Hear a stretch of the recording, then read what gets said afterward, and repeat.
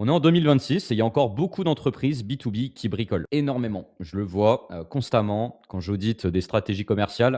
Voilà, je vois qu'il y a pas mal de boulot. En tout cas, il y a pas mal de boîtes qui sont à la ramasse. Dans cette vidéo, je vais vous donner mon avis sur le marché français, sur la partie commerciale et sur les entreprises B2B, mon constat un petit peu du marché. Je vais vous donner aussi mon constat sur les 5 dernières années. J'accompagne des boîtes depuis 2021 et je vais vous expliquer au sein de mon agence ce qu'on met en place. Je fais une vidéo, là on est le mercredi 11 février et depuis lundi, on a généré 14 rendez-vous. Pourtant, on n'est pas une grosse équipe, pourtant, on n'est pas une multinationale avec énormément de budget et pourtant, on a des super résultats. Donc depuis 2021, j'ai eu la chance de bosser avec pas mal de boîtes. J'ai vraiment vu tout type de boîtes. J'ai vu des entreprises grands comptes, j'ai vu des multinationales, j'ai vu des startups, j'ai aussi accompagné des freelances. Voilà, j'ai pu voir un scope assez large dans divers secteurs d'activité en France et pas que. Donc j'ai aussi travaillé sur des stratégies commerciales à l'étranger. Et je me rends compte, avec les nombreux rendez-vous d'audit que j'ai chaque semaine, qu'il y a encore pas mal de boîtes qui travaillent sur Excel, voilà, et qui bricolent un petit peu. Il y a pas mal de boîtes aussi qui, d'un mois à l'autre,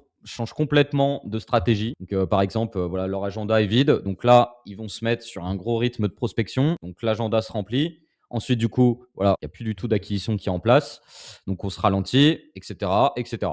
Voilà, c'est un petit peu les montagnes russes, c'est un peu en dents de scie. Et vu que c'est un petit peu en dents de scie, d'un mois à l'autre, il n'y a pas de rendez-vous, après il y a un petit peu de rendez-vous, etc. sur la partie commerciale, voilà, les équipes se disent, bah, en fait, on va changer d'outil, on va plus utiliser ça, on va, voilà. En fait, le problème, c'est pas le mauvais outil, la mauvaise cible ou quoi, c'est qu'en fait, il n'y a pas de système en place. En parallèle, je vois aussi beaucoup de boîtes qui n'ont pas de CRM ou qui ont des CRM ultra chers, ultra coûteux.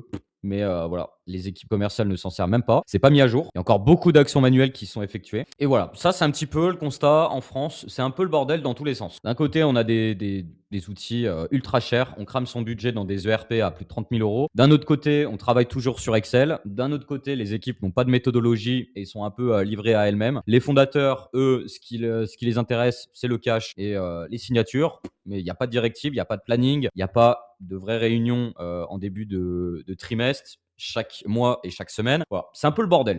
Donc moi, je vais vous expliquer ma méthodo dans l'équipe, comment on travaille correctement pour voilà, avoir un rythme qui est prédictible. On sait exactement combien on génère de rendez-vous chaque semaine. On sait exactement la cible qui vient en rendez-vous. On n'a pas de no-show. On connaît exactement notre cycle de vente. Aujourd'hui, il me faut 26 jours pour signer un deal. Et on sait exactement notre taux de closing. Avec ça, c'est le top du top. Si demain, je veux revendre ma boîte, j'ai ces chiffres-là. Si demain, je veux recruter une personne sur la partie commerciale, voilà, je lui donne mon playbook. Et en termes de charge mentale, c'est beaucoup plus simple. Donc alors, on va virer un peu tout le bordel et on va simplifier tout ça. Ce que je vous conseille de faire, et nous, c'est comme ça qu'on accompagne nos clients chez Build Your Sales. Je vous invite, si vous êtes intéressé, si vous avez besoin de clarté, à prendre rendez-vous s'il y a un sujet.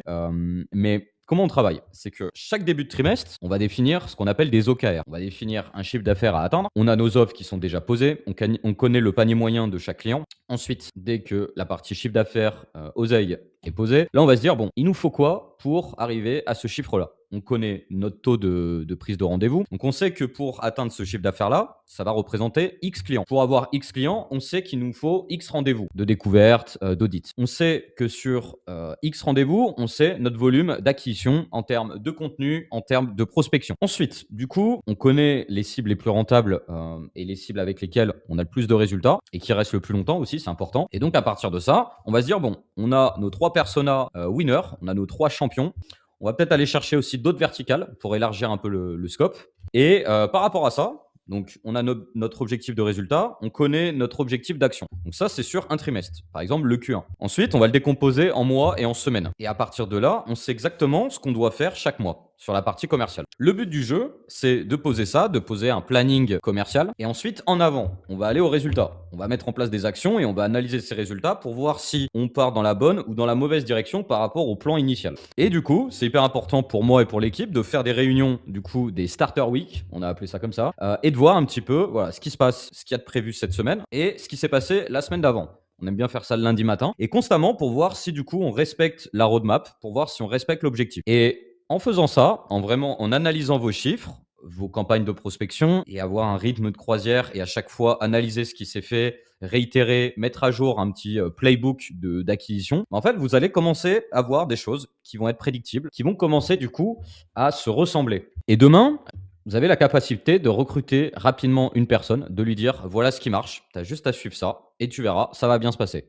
Et aujourd'hui, nous, on utilise, 3 outils. Un outil CRM pour centraliser tous nos prospects. Voilà, tous les rendez-vous qu'on a, ils tombent dans cet espace CRM. Tous les prospects qu'on contacte, qu'on prospecte, tombent dans ce CRM-là. On sait exactement les discussions qui sont en cours, les propositions commerciales qui sont envoyées, les deals gagnés, les deals perdus. On sait, la durée d'une mission, où est-ce qu'en est, le client, dans la collab, et donc on peut du coup lui faire des réunions en cours de mission, en fin de mission, peut-être lui proposer une suite ou pas, et cetera, et cetera. Donc notre CRM, il est déjà super important. Ensuite, on a, du coup notre outil de prospection. En B2B, le top du top, c'est de contacter sur 3 leviers, sur, la prospection par email, la prospection sur LinkedIn et la prospection téléphonique. Donc ça, OK, c'est ce qu'on a à disposition pour travailler correctement. Ensuite, du coup, on a notre contenu, qui apporte de la visibilité. On a notre stratégie de prospection qui tape, du coup, des cibles qu'on connaît, des cibles à froid, mais elles ne nous connaissent pas, mais on a l'habitude de bosser sur ces sujets-là. On a aussi,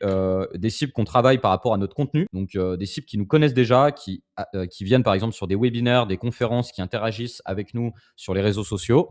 On a aussi du coup des séquences de prospection qui reciblent du coup notre portefeuille client, nos prospects, notre CRM. Et avec tout ça, du coup, on a un rythme de croisière qui est hyper prédictible. Voilà, et on ressort complètement du bricolage un petit peu à l'arrache qu'on peut voir. La valorisation de la boîte, du coup, progresse. On a une vraie stratégie commerciale et en termes de charge mentale, c'est safe. Voilà, tout le monde sait le taf qu'il a à faire à chaque endroit, de la boîte et voilà. Donc nous, c'est comme ça qu'on travaille avec nos clients. C'est ce genre de système qu'on met en place. Je vous invite du coup à vous poser les bonnes questions si vous êtes reconnu, dans cette vidéo et si vous avez des questions, je peux y répondre directement.